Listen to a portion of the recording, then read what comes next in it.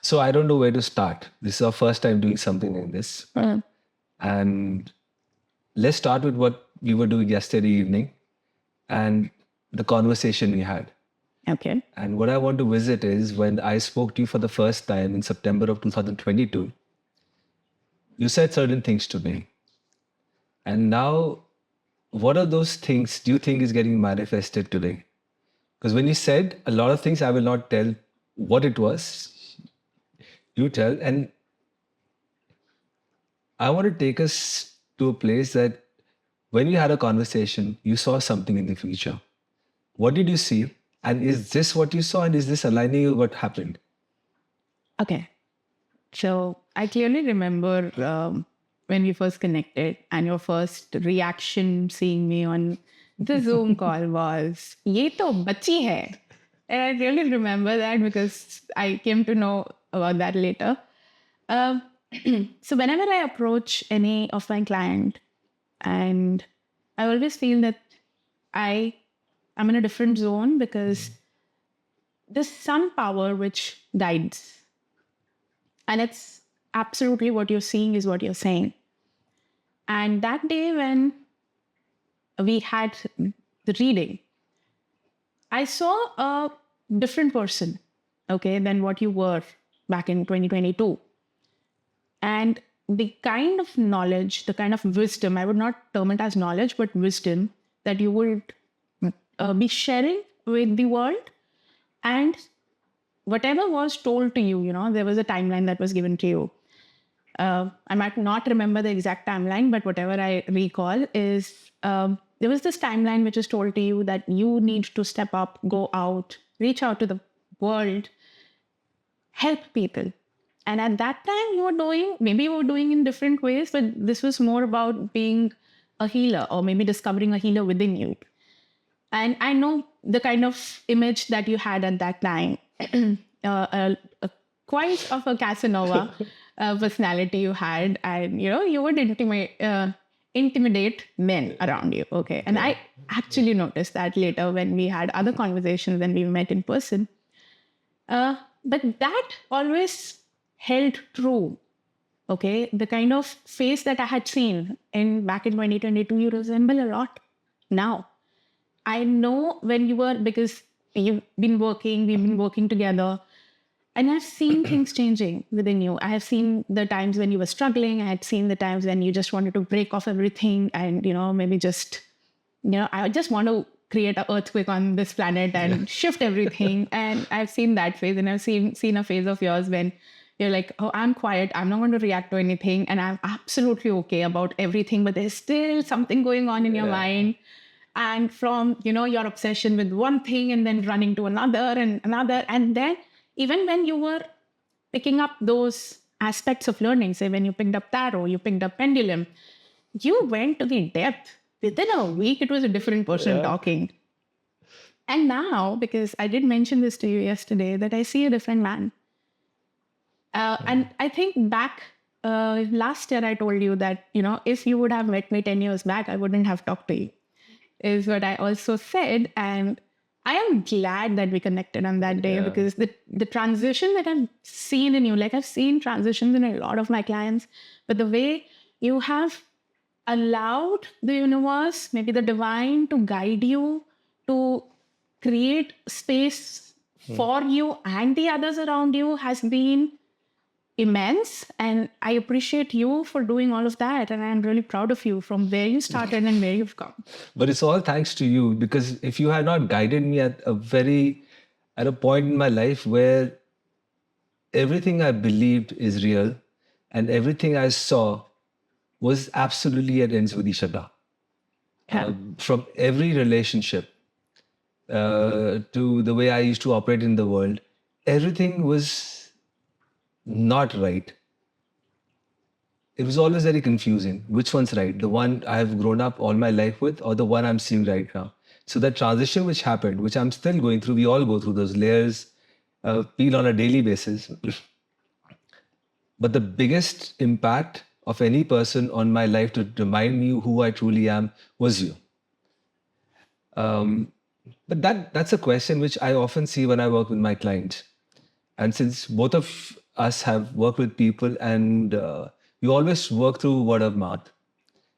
And recent, for a while now, you got this guidance first. I got it a bit later. But we need to start talking about our things to the whole world and let other people understand that life is not linear. And these ups and downs that happen eventually get you to where your soul really wants you to go. Absolutely. So now I want to talk about, because you've been working on this in this field for a very long time, about how much of things are fixed by destiny, people, life, and how many things people are just stuck with. Because the way I have, like you said, the modalities. So when it's all started for me, and it started with having certain experiences which have no scientific basis, I wanted to understand more with the scientific mind. And you were always like, you don't need to. But I wouldn't listen to you. So you gave me that support system of going out, getting dirty in the mud, coming back and saying, you want, right? You got it now. Yes. So I started with the pendulum. All the books said buy a pendulum, will take you 10-15 days. I went to pick up a pendulum. I held it in my hand and started going wild. Then I went on to do tarot, which again, I still haven't learned the meaning of the cards, but they still speak to me. Auto writing, dream analysis, sadhanas of various kinds, eventually finding astrology. You missed something before pendulum. Which you was that? started with the oracle cards. Oracle cards, yes. I did oracle and I did pendulum and then tarot. Eventually, I lined up at astrology. And the biggest learning for me in astrology is, in retrospect, everything is predestined. It's how you get there, that is not. Right. So if you forget astrology, and just from the experience of talking to people, helping clients with psychology and through other modalities, how much is stuck with the people in their own head and how much is the external force of divine making them go through it? Okay, let me just start with why I landed up doing energy Yes. work and spirituality. Okay. Wonderful, yeah. So I started my journey when I actually entered my college, is when I started discovering that I really understand human mind. And I understand human emotions to a large extent, Right. which would not make sense to the people of my age. And I was like doing very well with my work. We had a lot of field work and all, so we would practically apply it. Right. And I also took up, majorly working with young children, because that is how you develop an individual. So you need to see that how the foundation has been laid. So that is how I started. But, when I started working with, when I got into mainstream, basically, I felt that there was something amiss.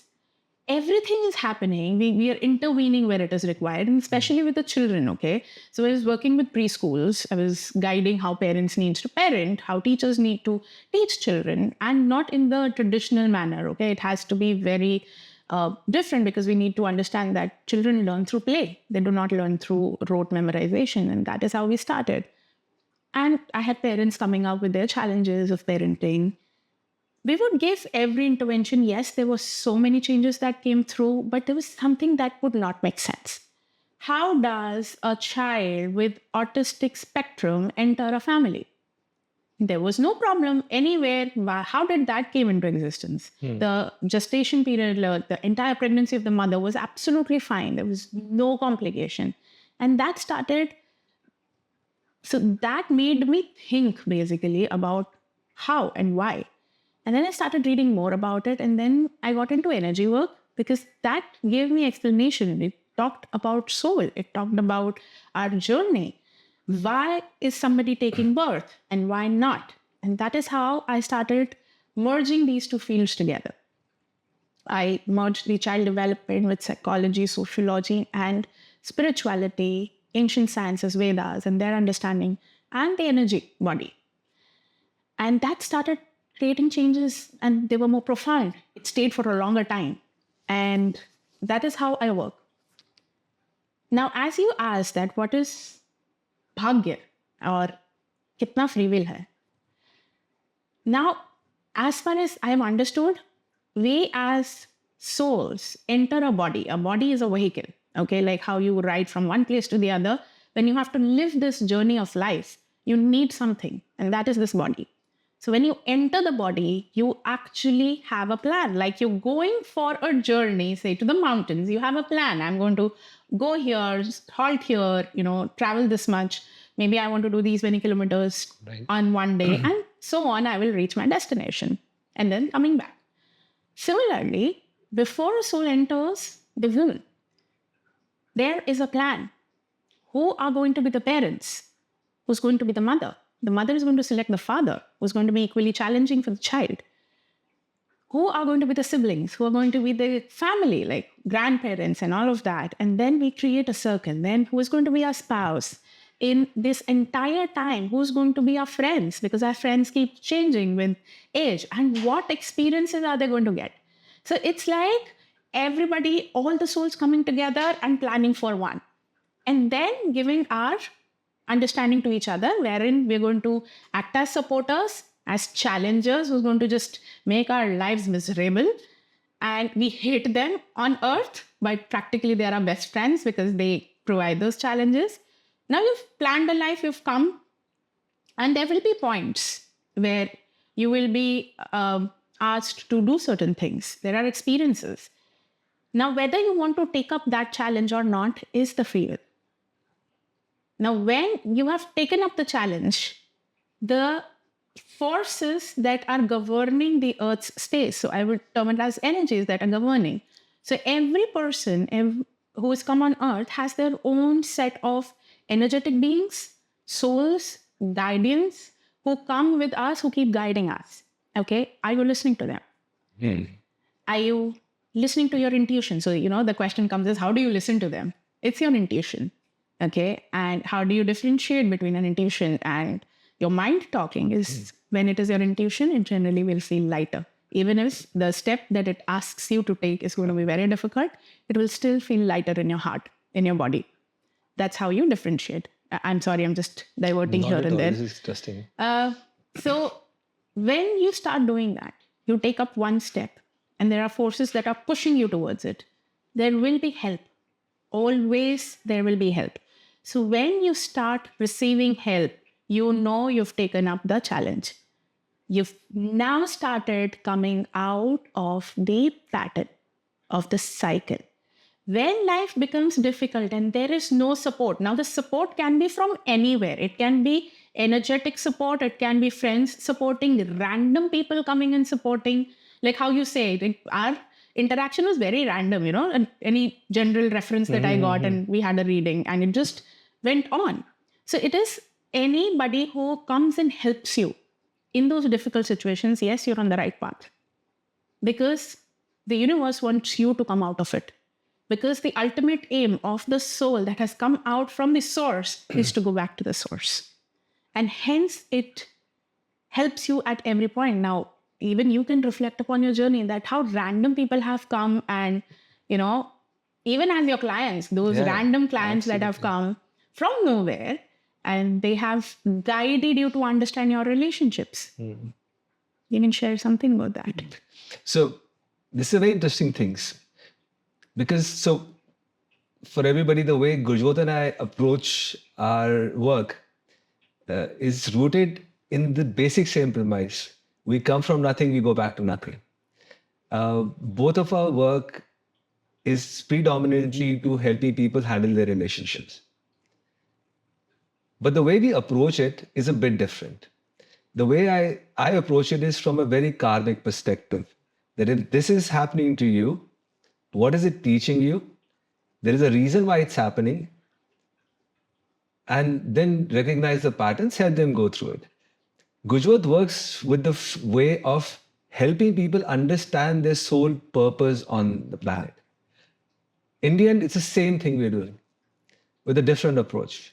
So with a lot of very clients, especially because we work in India and everybody has a panditji, an astrologer who's told them that a bad phase is coming in their lives.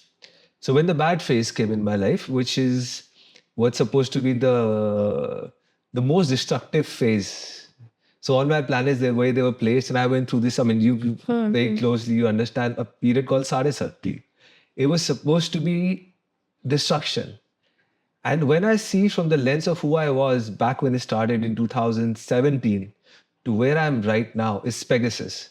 It's completely burned out. But I've never been in a more blissful state. Like what has happened after my destruction. So where I'm leading this to is for most people, or I think this is a common thread between all the clients. A married woman will come to us, he says, why can't my husband change? The husband will come and talk to us, why can't my wife change? Why can't my in-laws change? A girl will come, why can't my boyfriend change? Everybody looking for somebody else to change so that their version of the truth is not disturbed. So the way destiny or soul contracts, we'll touch on soul contracts, it works is in the end, it is just helping you achieve what you decided to achieve before you were born. Indeed. You are going to get the experiences that you signed up for. Like I say this very often that God is helping you by not helping you because he's what you decided. He's treating you as his ultimate child. You decided this. I'm here to support you. Go, play, get hurt. It's fine because you chose this. I'm right here. Yeah. And the help you were saying in terms of intuition or random people coming, they all come at this time. Gurjot and I and our other friends have traveled a lot together. And the experiences we've had of absolutely random people, too many to enumerate. Over the period of time, we will share this with you. But the common thread, I keep going back to it, is the simple thing, why can't the other person change? And that is where my initial question came with, how much of it that is fixed and how much of that is changeable? So the way I have, and Gurjot has a huge amount of experience compared to me in this field. Yeah, but it's always nice to hear live examples from the horse's mouth, So nobody wants to sit down and see what do they really want. Okay. Whenever we do an exercise of that kind, it's always an eye-opener, whether it's individual or a group. When you finish the exercise, you look at people's faces, you say, yes, you got it. Yeah. Because people do not know what they really want. They think they want a relationship. Actually, they wanted money. They talk about money. Actually, want the relationship. Or neither of the two. They wanted health. Or they wanted to paint.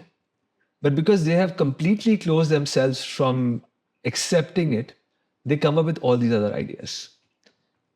And here is when you don't accept what you really want, is when you divert from your destiny. Destiny, correct. And the hardships will increase. The hardships are going to come, but they increase. Yeah, they increase. So, people like us, why do people need us? Interesting. I'll tell you the background behind it because when I open social media, I still laugh at it. It wasn't there when I was growing up. So for me, it's a lot of theatrics, and I see my daughter using it and saying things like, hey, bro, what's up? And changing those verbiage every few months. It's a whole fake world. And then I see people who say, I'm a certified tarot reader. India's #1 Akashic reader. Learn to read other people's mind. My question is, with all this happening around, and people actually having certifications from the Divine University of, why do people like us exist? What propelled the universe to make people like us? And why does it never feels like we want to do this professionally? It always is a reluctance on our part to actually take it and equate it with money. Okay, so I'll talk about myself still. I started this work because, as I already mentioned, I found a gap. There is a gap which cannot be filled with any modality, and it was not reaching out.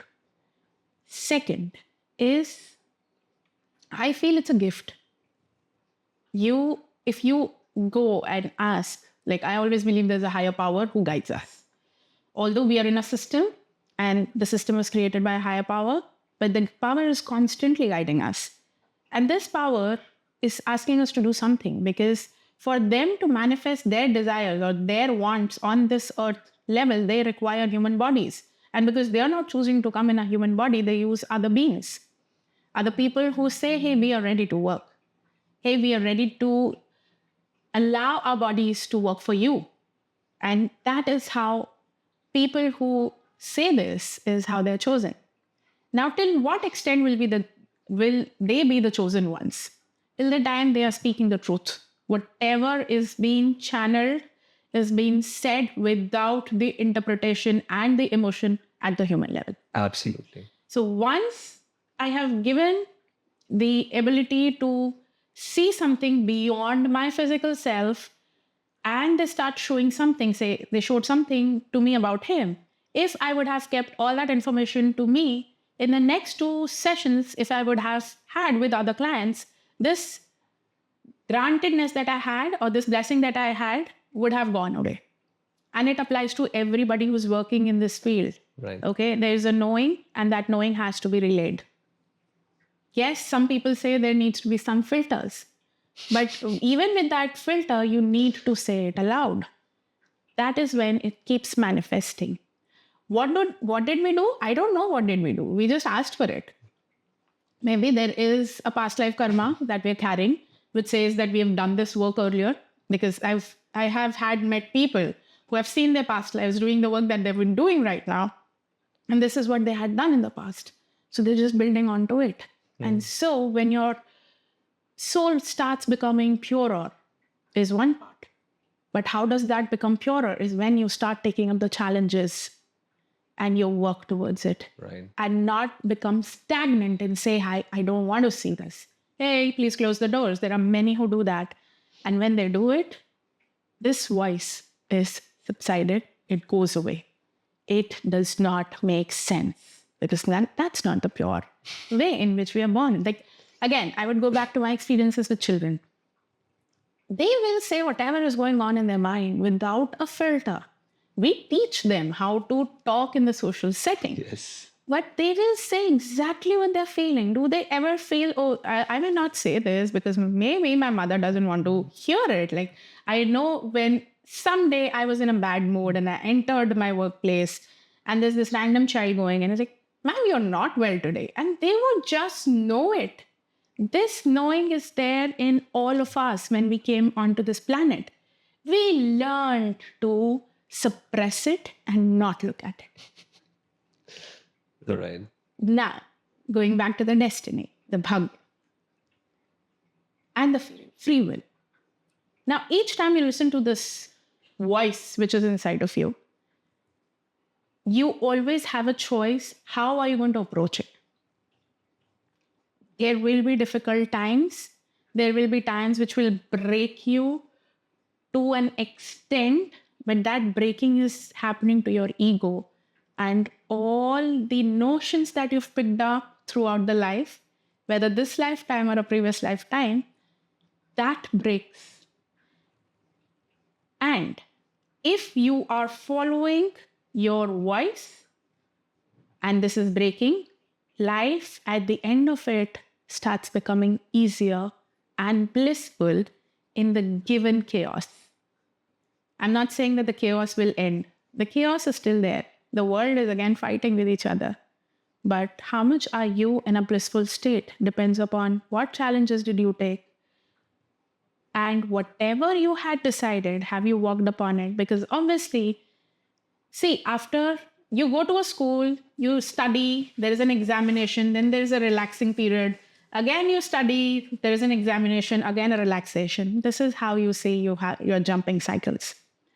But if you're not learning, these challenges become all the more difficult, because if you've not cleared the first grade, in the 5th grade, you're going to have 1st, 2nd, 3rd, 4th grades problems, which you have to cater to, as well as the problems of your 5th grade. That is how it intensifies. Right. This is very interesting, because when the gift started manifesting for me, and for everyone, the first time it manifested, I ignored it. It happened a couple of more times. I ignored it till Gurjot forced me to read somebody. It was kind of forced. He said, "Go and talk to her." And I went and I spoke to her, and I just told her what came to me. And that person burst out crying, hugged me, and then a couple of days later, she came and thanked me because that was the closure she needed. She accepted it. But a couple of things that Gurjot you touched upon is one,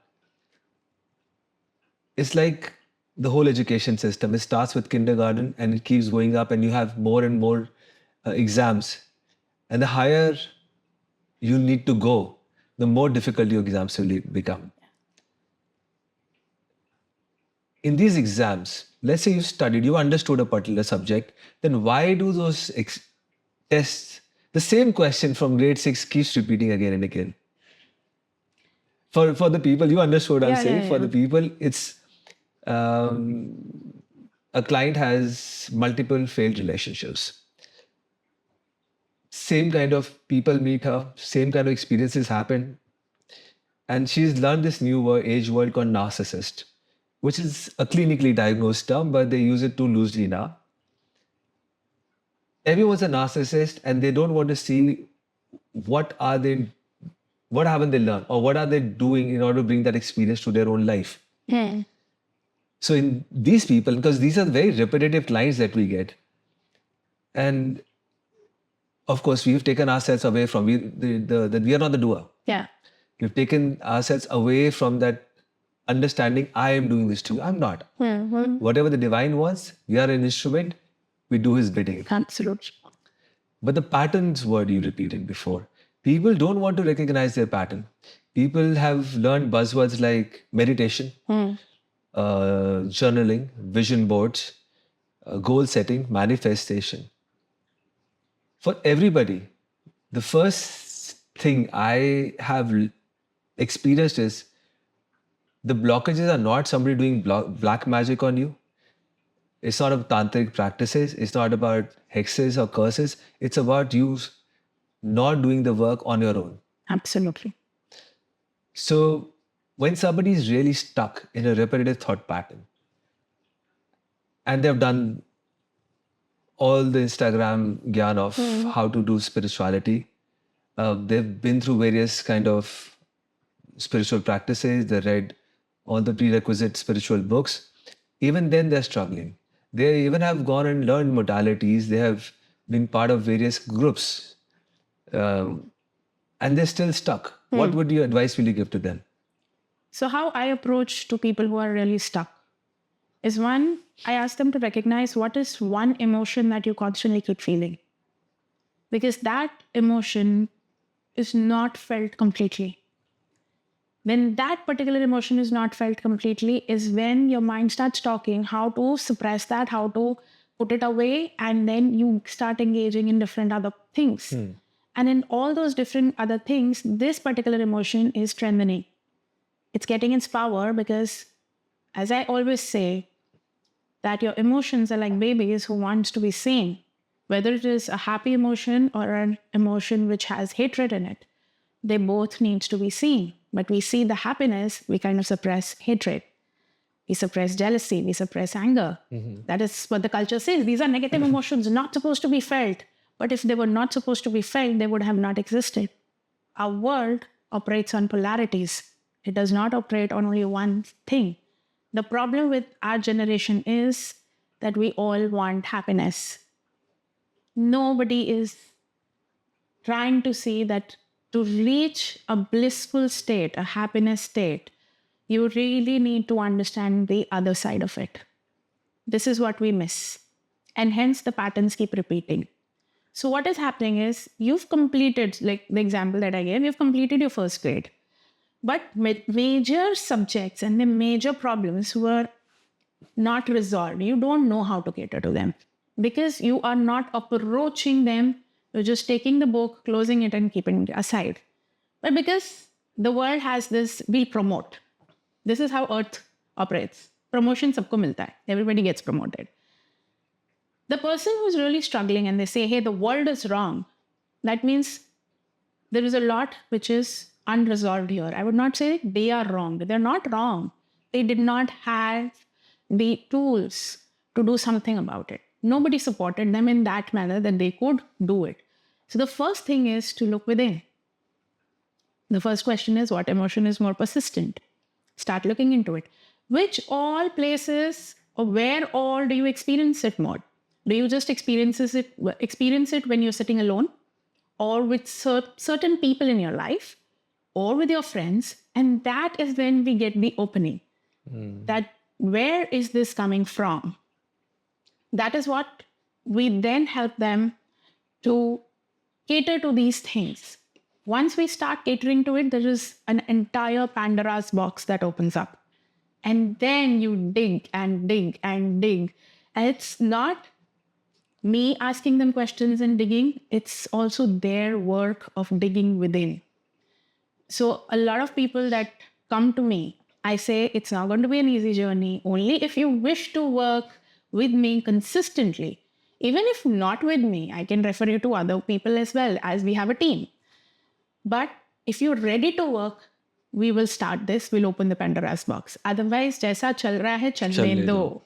Do not disturb this. Do not go open the Pandora's box just because you're curious there's something. Yeah.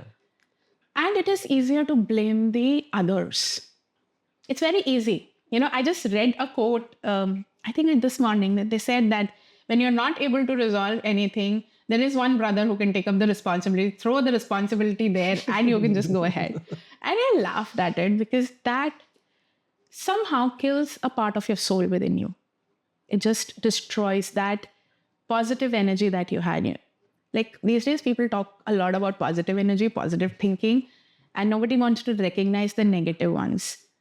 The negative ones are also essential because it's it's one coin with two sides. The heads and the tails, both are equally important. And when we start ignoring it, our body is our pet, okay? It will do everything that you want. You want to suppress this, it will suppress it. It will find spaces in your body to do it. You want to not talk to anybody. Like, for example, a woman has issues with men, okay? She does not want to talk to men. It will suppress it. Your body will create situations that you're not exposed to men at all. Until you have a son that you have to deal with. That is how it runs. That is how the universe runs. The experiences will come to you. See, if you're destined to do something, it will come to you. Like if I would like to reveal your story, you had an option of becoming this at the age of 16, 17. You had the option of this becoming at this timeline that you are in. And you have it again when you would be 60 plus, is what I recollect. Yes. And you can correct me That's if I'm wrong. That's what you said, yeah. It has given you those spaces and times, and that has to manifest. So it will keep pushing you there. Like I said, there are angels and energies and guides that will keep doing this to you. But what is the difference? When you were 16, 17, you were still a child. You were influenced by the adults around you. Okay, so you chose what was necessary at that time. Now you're an adult. You could still have chosen to listen to the very close relationships that you have and would have not taken up this path. And again, at 60, when you would be absolutely lonely, is the third time that this chance would be given to you. But you chose it now. And they see the change in you. Right. Similarly, it comes with everybody. The ones who keep pushing it aside have a lot of issues with their bodies because the body knows what is right, but it's just suppressing it inside.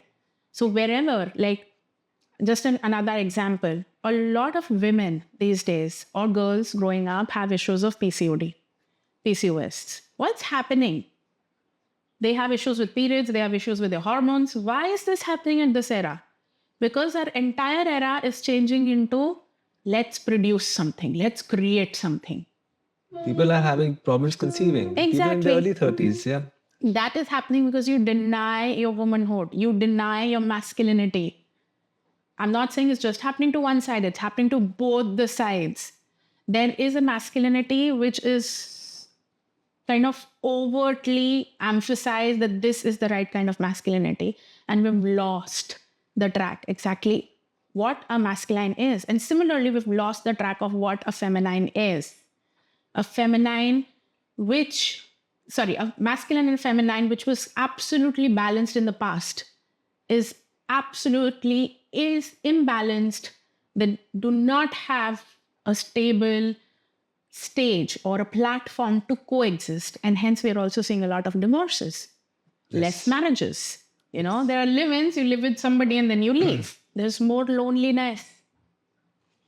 Correct. That is what is happening. It's what we're creating. So when I see, there's a lot of changes I've seen in my own timelines. I grew up in the 90s. And from there till now, the way the world existed, couples existed, is changed.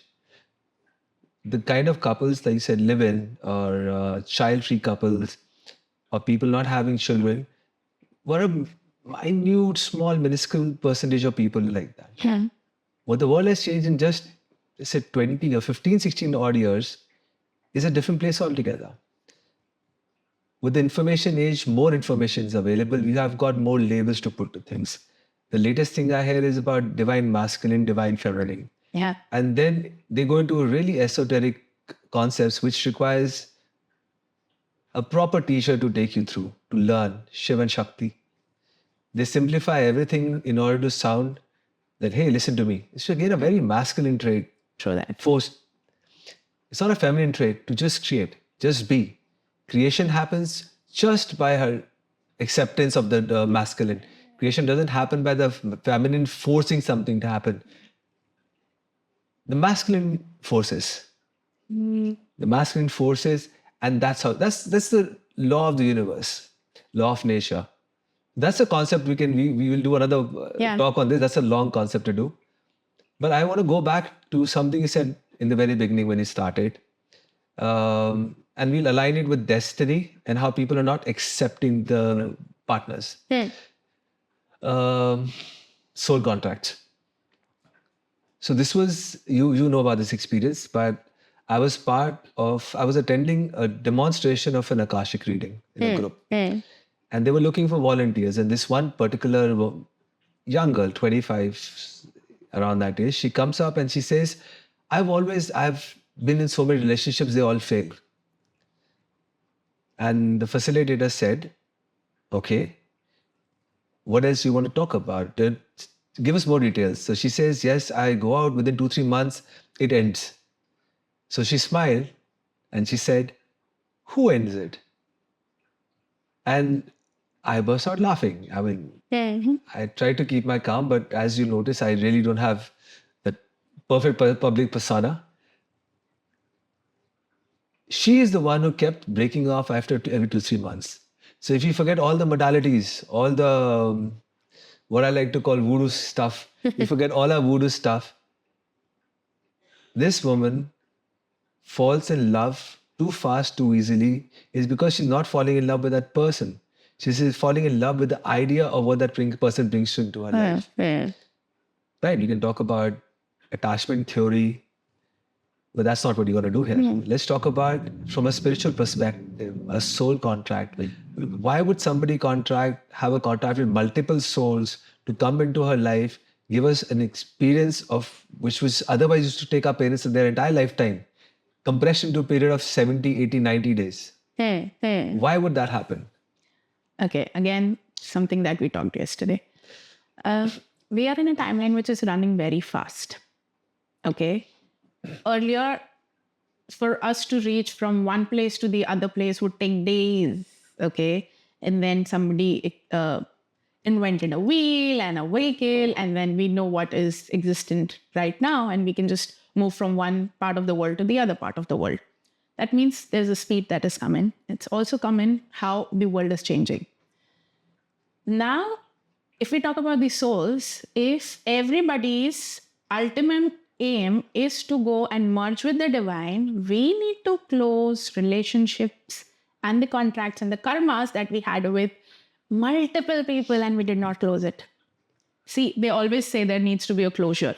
But did we really close every relationship that we have experienced in this lifetime or not? It's a question to think. Have we really closed everything?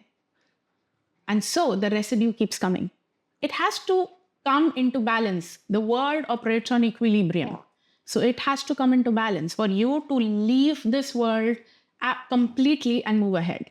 So as far as I've understood this is these days, a lot of young people have a lot of relationships, not even young, many people have a lot of relationships and it does not stay for long.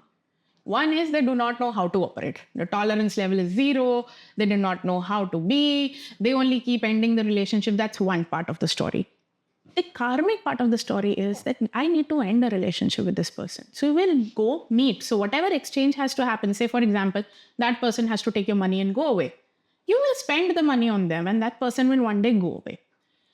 You need to have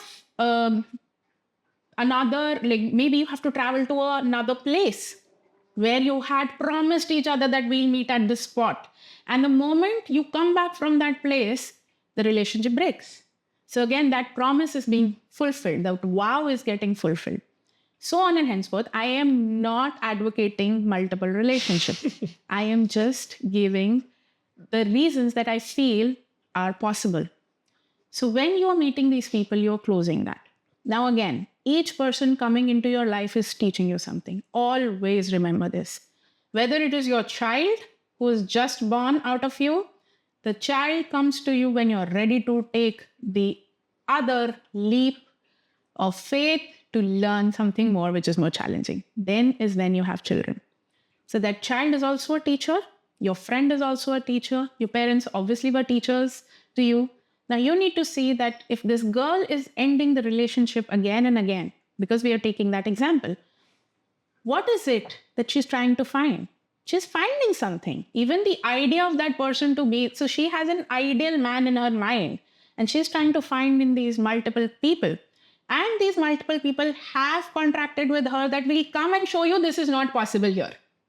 So that is what is happening to her. So first she needs to imbibe those qualities within herself so that she can emote that and have it. I'm not saying she needs a man and hence she needs to change into a masculine self. No. But for that masculine self to come to her, she needs to become that feminine. Right. I'll give you my example. I always wanted a man who understands me and accepts me as I am. I am overweight. And I always had issues when everybody around me would say, you will not get married because of so-and-so. You will never have a relationship because you are so-and-so. You look like this, you look like that.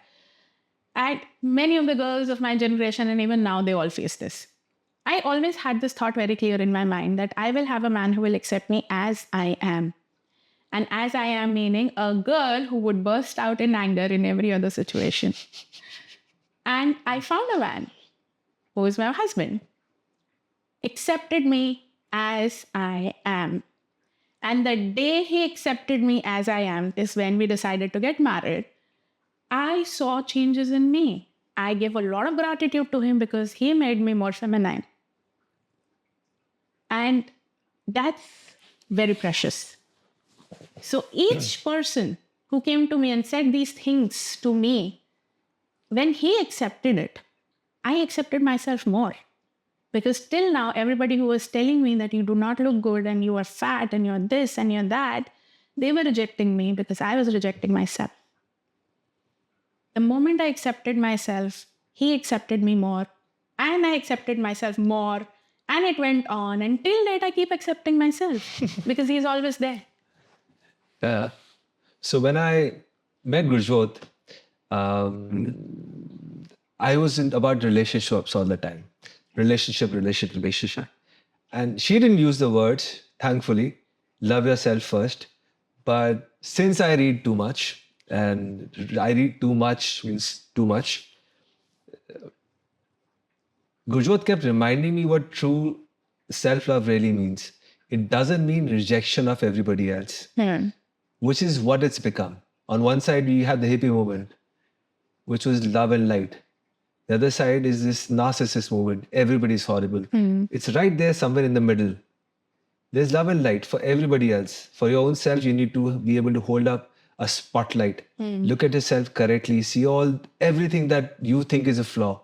and then figure out if it's a flaw or if it's your superpower. Yeah.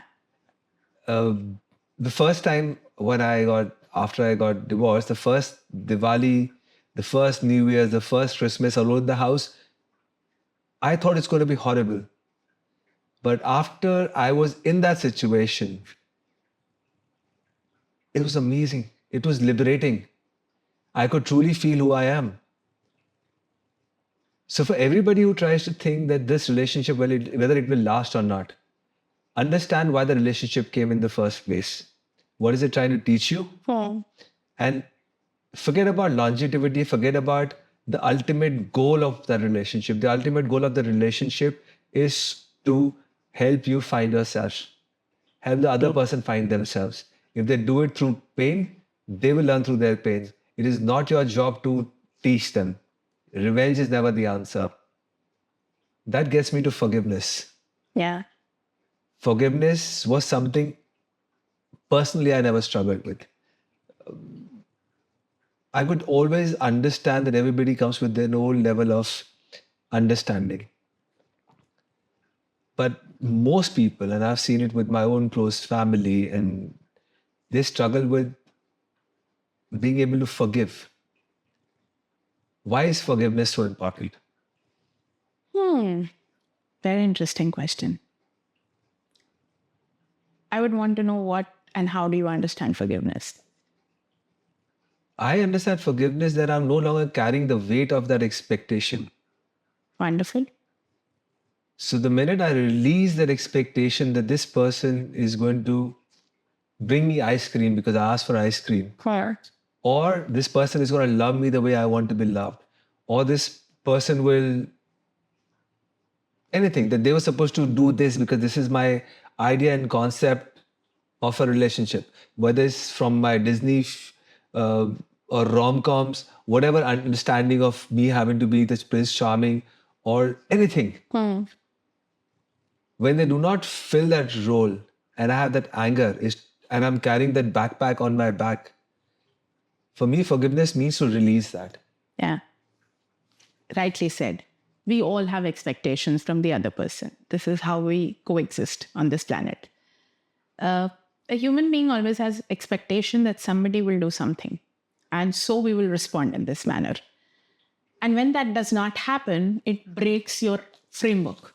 Okay. And when that framework breaks, it's difficult to exist. I have actually done research on this during my college days. And the experiences that came up were that there was an employee that you trusted upon. And you trusted so much that you never went back to check what that person was doing. Took all the money away. The company was bankrupt, had to be closed, etc., etc. And this man keeps blaming that employee. Now, that time when you gave that employee the responsibility to run, did you put it on paper? Did you have a contract with him that if so much money gets lost, what will be the action? We don't do that because we are operating on this Vishwas. Okay, let me put this word Vishwas pe chalti hai duniya. And you just do it. And then you have to face all of this. This person would curse this man. It was a 60-year-old man cursing somebody who was 35-year-old. And he could not move out because all his luxury and everything had to go away with this particular thing that this man did. Now, let's not get into the episode, but what's happening inside this man. He would have thought that because I've given up the responsibility to somebody, my old age will be good. Okay? But even when your old age is good, what is your expectation? What kind of old age are you looking for? What kind of securities are you looking for? Did you really work towards it? He did nothing. And there was a lot of this expectation that this man should come back and give his money, which will never happen. So again, this justifies the expectation.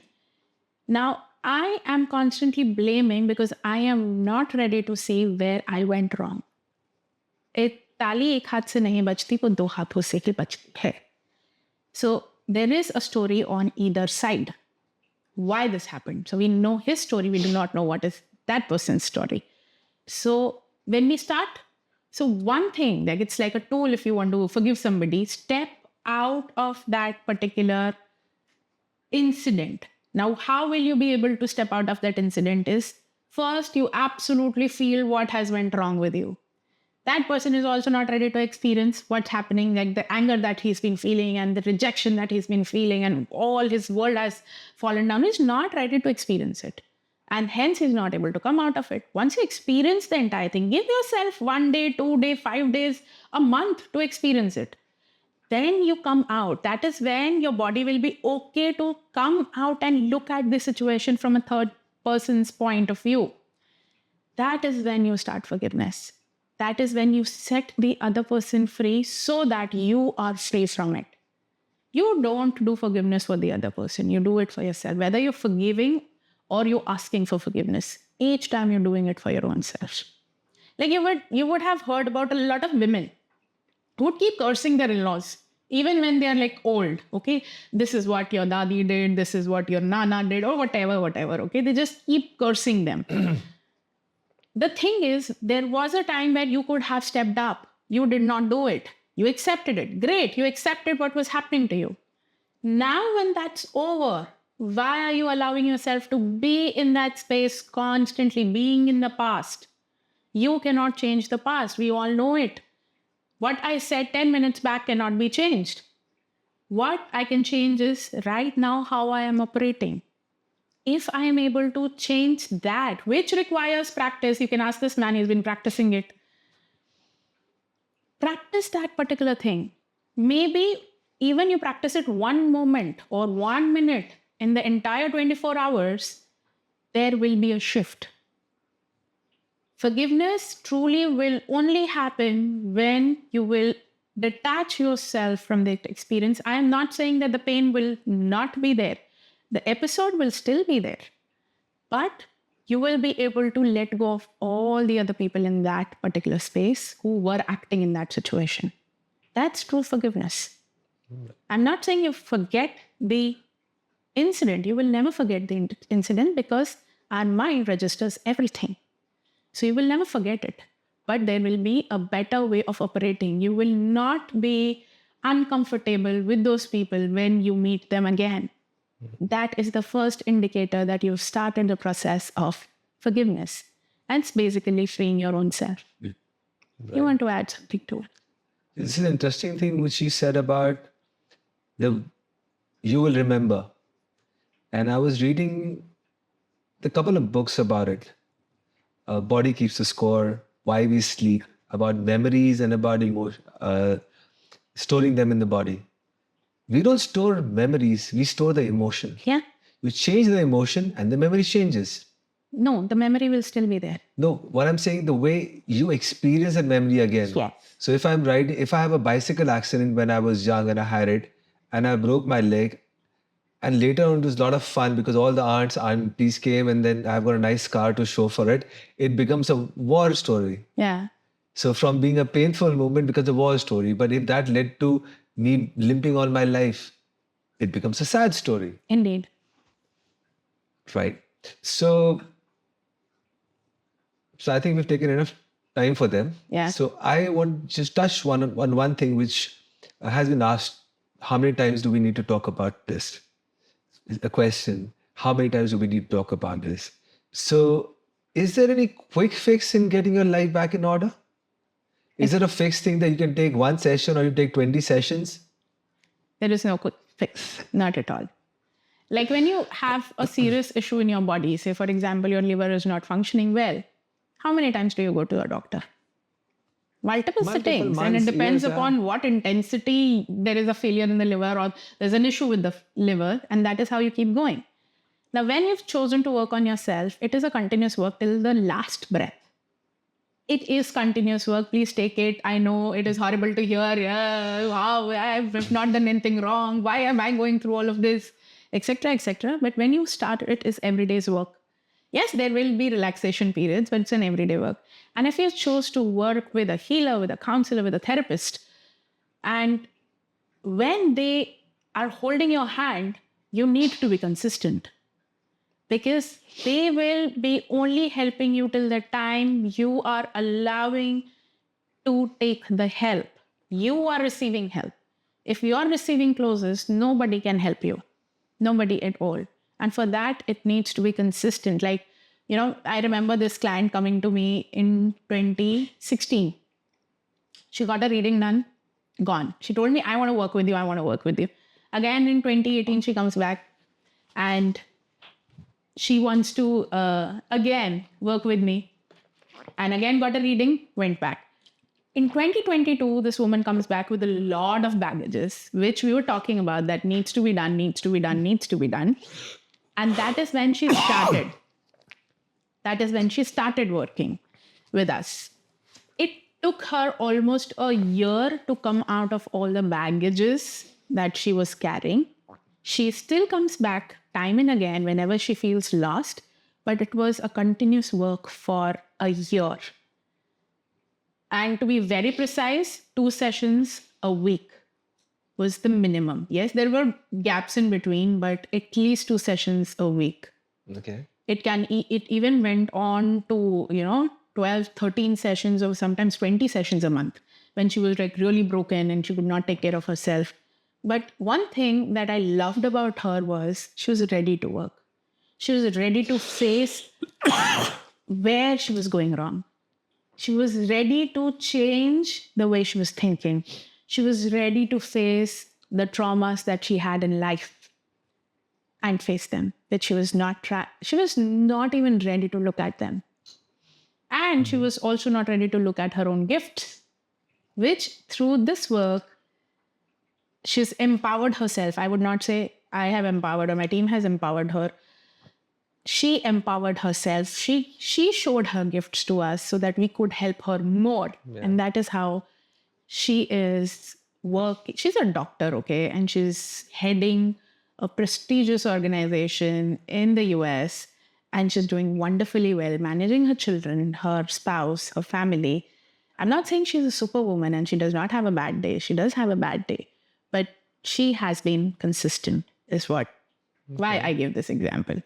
You've been consistent since 2022. Very consistent. Yes, it depends on how many layers have you put on yourself. So for me, it's 2 steps forward, 1 step back. So I'll peel 2 layers, get another layer, and then... It's same for everybody. It's same for everybody. Right. Because we are taught, see, as children, we are taught to mask. You cannot show the guests in the house that you are hungry.